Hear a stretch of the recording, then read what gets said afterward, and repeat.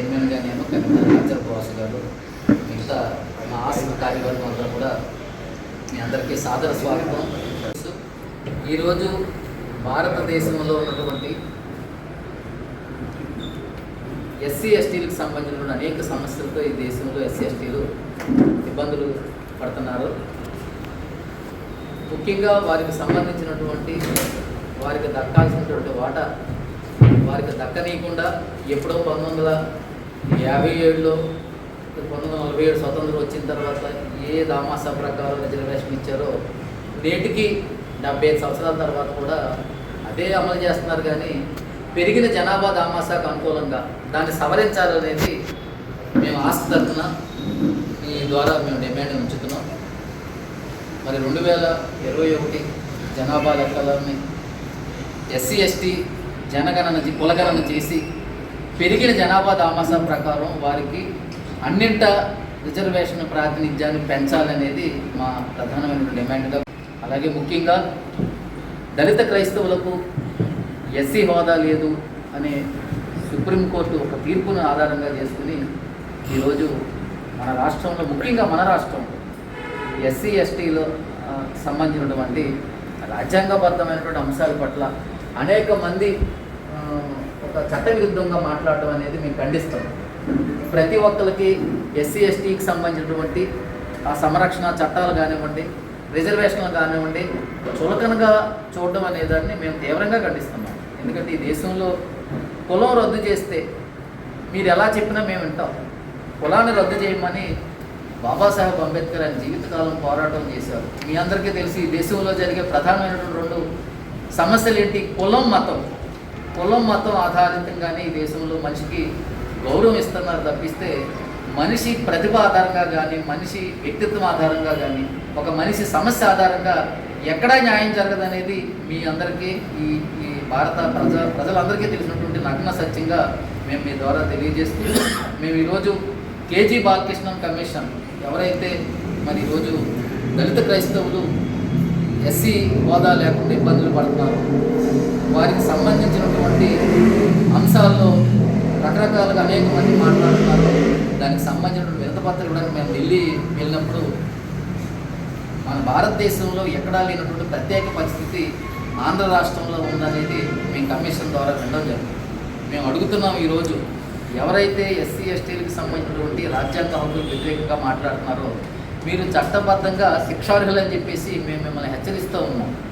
ఈ విషయాల్లో మీరు ఇష్టానుసారం మాట్లాడడానికి లేదు. మీరు ప్రభుత్వంలో ఉన్నారు, చట్టాలు సవరించండి, చట్టాలు చేయండి, అభ్యంతరం లేదు. కానీ ఇష్టానుసారంగా వేదికల మీద మాట్లాడే ఆ భాష కానివ్వండి, ఏదైనా అబ్యూజ్ వాళ్ళ పట్ల తక్కువ చేసి మాట్లాడడాన్ని అంబేద్కర్ సేవా కేంద్రం తీవ్రంగా ఖండిస్తూ, మేము ఈ సందర్భంగా అంబేద్కర్ ఆస్క్ ఏం చేయాలనుకుంటుందంటే ఈ రాష్ట్రంలో ఉన్నటువంటి దళితుల ఐక్యత కోసం, అంటే ముఖ్యంగా దళితులు అంటే అందరూ ఒక కులమే అంటున్నారు, మేము అలా కాదు. అంబేద్కర్ ప్రవచించిన ఈ దేశంలో ఎస్సీ ఎస్టీ వర్గాల ఐక్యత కోసం, వాళ్ళ అభివృద్ధి కోసం ఆస్కో ఈ రాష్ట్ర వ్యాప్తంగా ఎస్సీ ఎస్టీ ఐక్యత ర్యాలీని చేయాలని ఒక ప్రపోజల్ మీ ద్వారా మేము తెలియజేస్తున్నాం. ఎస్టీలని ఐక్యం చేయడానికి అందుకే ఈ సంవత్సరం ఆస్క్ ఏం చేసింది, టువర్డ్స్ యూనిటీ అనే దాన్ని మేము స్లోగన్గా తీసుకోవడం జరిగింది. ఎస్సీ ఎస్టీల ఐక్యత కోసం మేము ఒక యాత్ర చేయడంతో పాటు ఈ రాష్ట్రంలో ఉన్నటువంటి ఎస్సీ ఎస్టీ వర్గాలకి మేము ఒక ముఖ్యమైనటువంటి పిలుపునిస్తున్నాం. ఇంటింటికి అంబేద్కర్ అనే కార్యక్రమం మీద ఈ రాష్ట్రంలో ఉన్నటువంటి ఎస్సీ ఎస్టీ వర్గాలు అందరూ, అన్ని కుటుంబాలు ఆ ఇంట్లో తప్పనిసరిగా అంబేద్కర్ చిత్రపటాన్ని ఏప్రిల్ 14 లోపల 2027 ఏప్రిల్ 14 లోపల ప్రతి ఇంట్లో అంబేద్కర్ చిత్రపటం ఉండాలి, అంబేద్కర్ జీవిత గ్రంథం ఉండాలి, భారత రాజ్యాంగం ఒక పుస్తకం ఉండాలి, అలాగే ప్రతి ఇంటి మీద అంబేద్కర్ జెండా ఎగరాలి, నీలి జెండా ఎగరాలి. దీనికి సంబంధించినటువంటి ఒక కార్యాచరణ ఈరోజే ముందుగా మేము దాన్ని ఆవిష్కరింపదలుచుకున్నాం.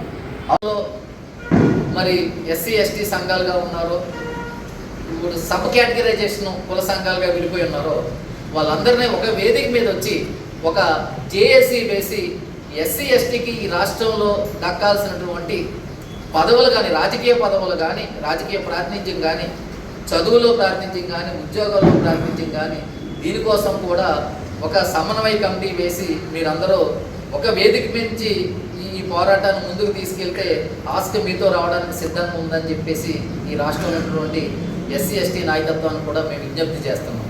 ముఖ్యంగా మీడియా మిత్రులందరికీ మేము చెప్పదలుచుకుంది ఒకటే, మీరు ఎక్కడైనా ఒక తప్పు జరిగినప్పుడు, ఒక నష్టం జరిగినప్పుడు, ఒకరికి అన్యాయం జరిగినప్పుడు వెలుగొత్తి చాటి సమాజానికి చెప్పే ఈ ప్రభుత్వాల దృష్టికి తీసుకెళ్ళే మొదటి గొంతు మీరే, మొదటి అడుగు మీరు. ఏదైతే దళిత క్రైస్తవులకి ఎస్సీ రిజర్వేషన్ ఇవ్వాలంటున్నామో, జనాభా దామాసా ప్రకారం రిజర్వేషన్ ప్రాతినిధ్యం పెంచాలంటున్నాము. ఈ రాష్ట్రంలో, ఈ దేశంలో ఉన్నటువంటి అణగారిన వర్గాలకు, పేద వర్గాలకి సమన్యాయం చేసే ఏదైతే చర్యలు ఉన్నాయో అవన్నీ చేయాలనే డిమాండ్ని మీరు ప్రజల దృష్టికి తీసుకెళ్ళాలని, మీరందరూ మాకు సహకరించాలని, సహకరిస్తారని ఆశిస్తూ మీ అందరికీ ధన్యవాదాలు తెలియజేస్తున్నాము. అంటే ఇది చెప్తున్నాం కదా, మనందరికీ కష్టం వచ్చినప్పుడు దేవుడే అంటాం. దేవుడు ఆధ్యాత్మికమే కదా, అంతర్లేనివది. మీకు కష్టం వచ్చింది, ఎక్కడికి పోలీస్ స్టేషన్కి వెళ్తారో ముందు దేవుడి దగ్గరికి వెళ్తాం. మేము అందరిని అడుగుతున్నాం, మీరు ఏ ఎస్సీ ఎస్టీలో ఉన్నటువంటి అందరూ కూడా మీరు ఏ మతమైనా కానివ్వండి, అంబేద్కర్ సామాజికం, అంబేద్కర్ మన ఇంట్లో ఉండాల్సిందే. అప్పుడే మీకు ఆ హోదా ఉంటుంది అనేది కూడా మీ సందర్భంగా హెచ్చరిస్తున్నాం.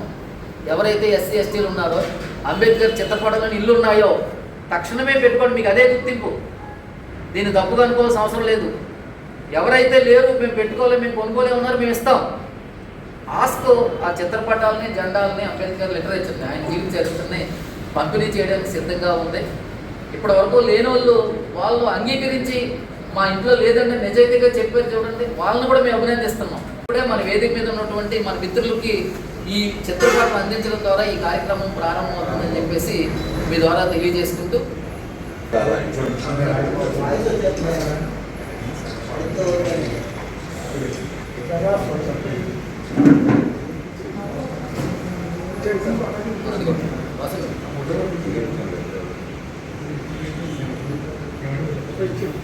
అలాగే